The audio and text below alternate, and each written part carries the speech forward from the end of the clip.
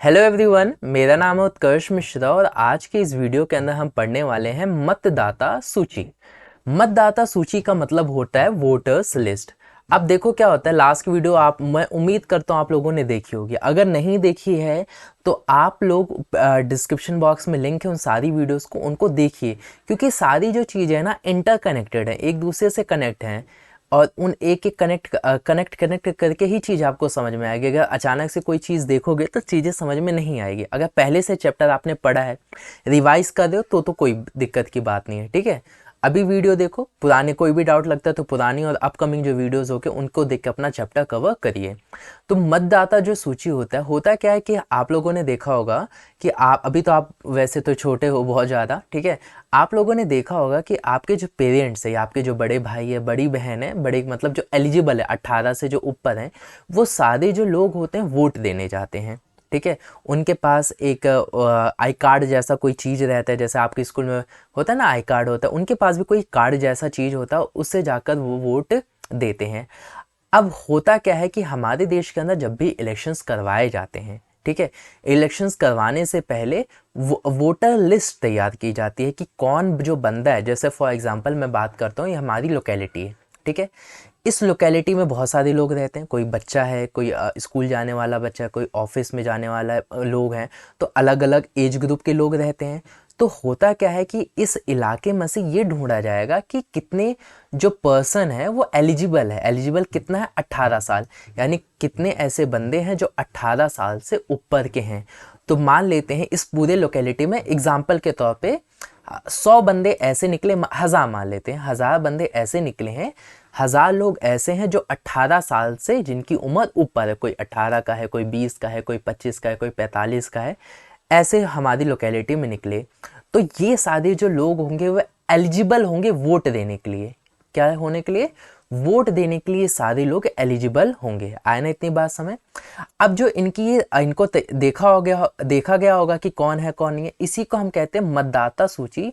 चुनाव से काफी समय पहले तैयार कर ली जाती है। इनका लिस्ट में फिर नाम लिखा जाता है। जैसे 1000 लोग हैं ना, तो 1000 लोगों का नाम लिख लिया जाता है कि ये बंदे हैं, ये बंदा ये इसका घर ये है, इसका एड्रेस ये है, और ये अब एलिजिबल है वोट देने के लिए।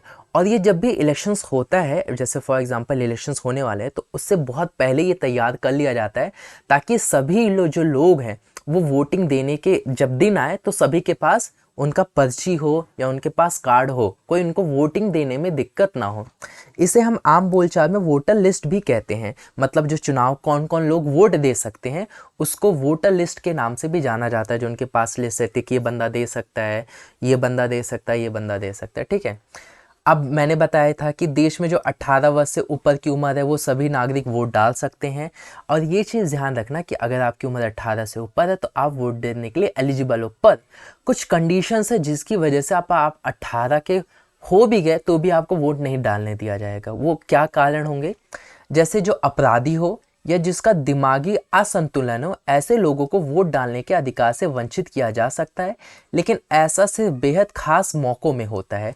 और ऐसा करना, जैसे मान लेते हैं कोई पर्सन है जो अपराधी है, ठीक है, या फिर दिमाग की जो उसका असंतुलित है, उतना अच्छा दिमाग उसका नहीं है, मतलब कह सकते हैं ना उसका दिमाग सही तरीके से वर्क नहीं कर सकता, तो ऐसे लोगों को क्या किया जाता है? वोटर लिस्ट से उनका नाम हटा दिया जाता है। लेकिन ऐसा जो है बहुत रेयरली किया जाता है, अक्सर नहीं होता, बहुत रेयरली इसको किया जाता है। तो मैंने एक बात बताई थी कि जब भी हम जैसे वोटर लिस्ट होती है तो मैंने आजकल क्या हो गया, कार्ड आपको मिलता है। उस कार्ड को पता है क्या कहते हैं? Epic election photo identity card, जिसे हम कहते हैं हिंदी में फोटो पहचान पत्र। उम्मीद करता हूँ आप लोगों ने पहचान पत्र देखा होगा, ठीक है। अगर नहीं देखा है तो अपने पेरेंट्स से बोलिएगा कि पहचान पत्र एक दिखा है। तो अगर आप पहचान पत्र देखोगे, देखना, तो उसके अंदर आपके जो पेरेंट्स हैं उनकी फ़ोटो लगी होगी, उनका नाम लिखा होगा, उनके पिता का नाम लिखा गया होगा, उनका एड्रेस लिखा गया होगा। मतलब कुछ ज़रूरी जानकारी जो है आपसे रिलेटेड, मतलब उस जो पर्सन है उसकी उससे रिलेटेड जानकारी लिखी गई होगी। आखिरकार ऐसा क्यों किया जाता है? फ़ोटो क्यों होती है? एड्रेस क्यों होता है? ऐसा इस वजह से किया गया है ताकि वोट देते समय मतदाता की पहचान की जा सके, कोई दूसरा वोट ना डाल पाए। और ऐसा करने का सबसे बड़ा रीज़न होता है ऐसा ना हो कि कोई बंदा दूसरा वोट दे के आ जाए। जब फोटो देखेंगे मैच करेंगे कि वही बंदा है कि कोई दूसरा बंदा होगा। और हर किसी का मैच नहीं करते, जिन पे जैसे डाउट होने लगता है ना, तो उनको देखा जाता है। इवन आपने देखा होगा कि जो लोग वोट डाल के आते हैं उनके उंगली के ऊपर एक निशान भी लगा दिया जाता है। पता है वो निशान क्यों लगाया जाता है? उसका यही कारण होता है कि ताकि कोई बंदा घूम फिर के दोबारा वोट ना डालने आ जाए, कोई घपलेबाजी ना हो। तो इसी वजह से निशान भी लगाया जाता है, वोटर आईडी भी दी जाती है। तो इससे सुरक्षित किया जाता है कि जनता जिसको चुने वही आए, कोई दूसरा बंदा चीटिंग करके इलेक्शंस में ना आ पाए। ठीक है, आप वोट देने के लिए मतदाता या फिर जो वोट डालता है उसे हम मतदाता कहते हैं। जैसे मैं भी एक मतदाता हूँ, आप भी 18+ हो जाओगे तो आप भी मतदाता बन जाओगे। राशन कार्ड हो आपके पास, ड्राइविंग लाइसेंस जैसे कुछ ज़रूरी पहचान पत्र हो तो आप उसको दिखा के वोट डाल सकते हो। ठीक है, तो ये कुछ डॉक्यूमेंट्स है जिनकी रिक्वायरमेंट होती है। इन रिक्वायरमेंट को अगर है आपके पास, अगर वो ये epic election photo identity card नहीं है तो आप इनको दिखा के भी वोट डाल सकते हो। ठीक है, उम्मीद करता हूँ जो आप लोगों को ये जो वीडियो होगी वोटर्स लिस्ट की वो समझ में आ गई होगी। अब देखो एक कुछ चीज़ें और है जो आपको समझनी ज़रूरी है कि देखो मतदाता सूची के अंदर एक बहुत ही इजी टास्क नहीं होता, बहुत डिफिकल्ट टास्क होता है।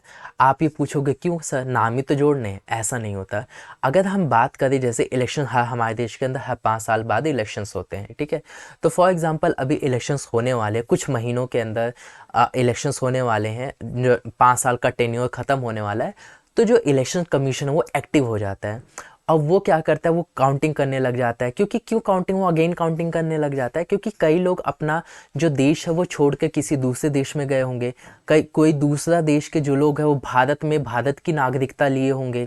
कई ऐसे भी लोग होंगे जो एक स्टेट छोड़ के दूसरे स्टेट में गए होंगे, जैसे वो दिल्ली छोड़कर यूपी चले गए होंगे, गोवा चले गए होंगे, बेंगलुरु चले गए होंगे, वहीं पे परमानेंट रेसिडेंट बना लिए होंगे। कोई मर गया होगा ना, कोई अभी नया नया 18 का हुआ होगा। तो ये सारी जो चीज़ें होती है, जो प्रोसेस होता है वो इजी नहीं होता। इसको करने में काफ़ी ज़्यादा मैन फोर्स की ज़रूरत पड़ती है, काफ़ी ज़्यादा लोगों की ज़रूरत पड़ती है, और ये करना एक बहुत ही ज़्यादा डिफ़िकल्ट टास्क है। और हमारे देश के अंदर ये इन सभी कामों को इलेक्शन कमीशन करती है, चुनाव आयोग करती है। उम्मीद करता हूँ आप लोगों को जो वीडियो है वो बहुत अच्छी लगी होगी, वीडियो में कोई डाउट नहीं रहा होगा। वीडियो अच्छी लगी तो कोई भी शेयर जो भी आपको पसंद आता है वो करना बिल्कुल मत भूलिएगा। नेक्स्ट वीडियो हम जल्दी लेकर आएंगे, और पूरे टॉपिक के ऊपर जो वीडियोस हैं वो बनी पड़ी है, आप डिस्क्रिप्शन बॉक्स में जाइए और आगे के जो टॉपिक्स है, पुराने जो टॉपिक्स हैं उनको कवर करिए।